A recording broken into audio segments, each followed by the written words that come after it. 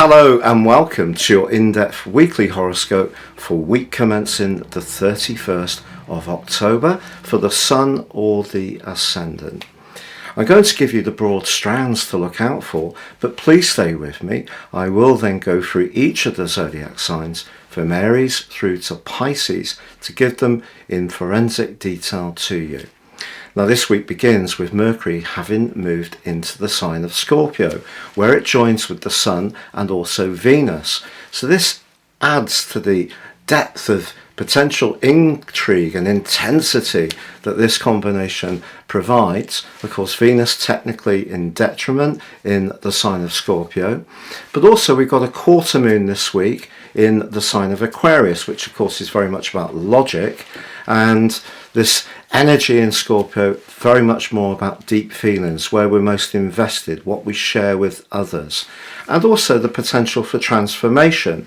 But the two rulers of the sign of Scorpio are forging a quincunx, a 150-degree angle, which is really quite testing.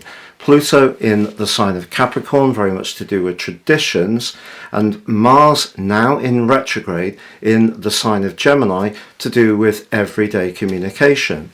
So it's going to be important to understand what our motivations are this week and also the motivations of others. But Mercury can be a real ace in the pack here because it's encouraging us to get beneath the surface, to really decode what's truly meant.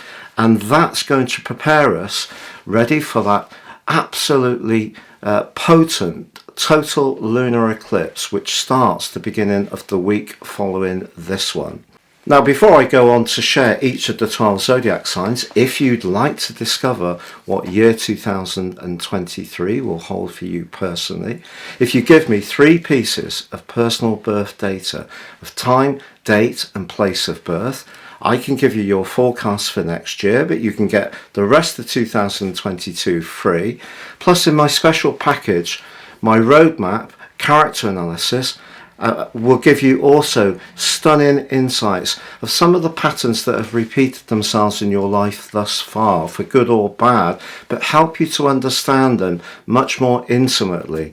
Please see the link below for more. And if you're new to my channel, I'd be honoured if you would subscribe. But if you're an ongoing viewer, thank you so much for all your support.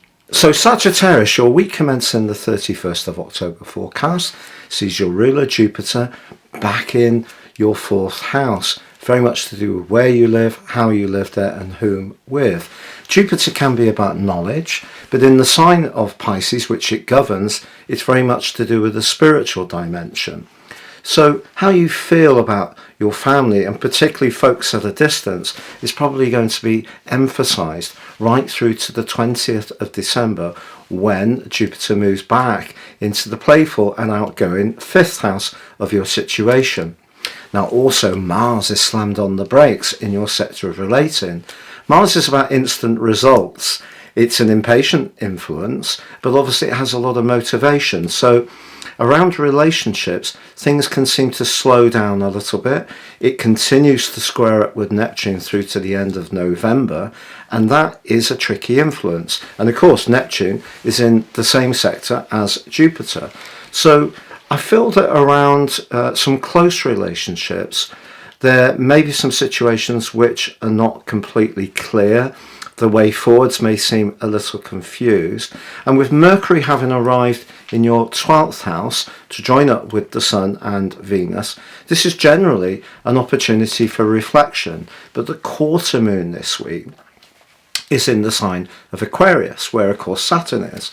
So we've got a 3rd 12th house energy, and that can see us being influenced or affected much more by the energies around us, but not necessarily spoken energies, although some gossip could do the rounds. It could be your subconscious that's just much more aware to the tonal quality of your interactions with others, or perhaps thinking, where was another person really coming from?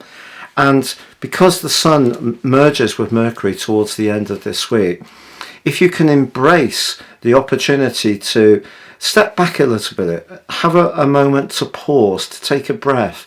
If you enjoy any kind of healing techniques or therapeutic approaches that are natural, or you enjoy spa days or having massages and these type of things, they can be extremely helpful to you in the latter part of this week.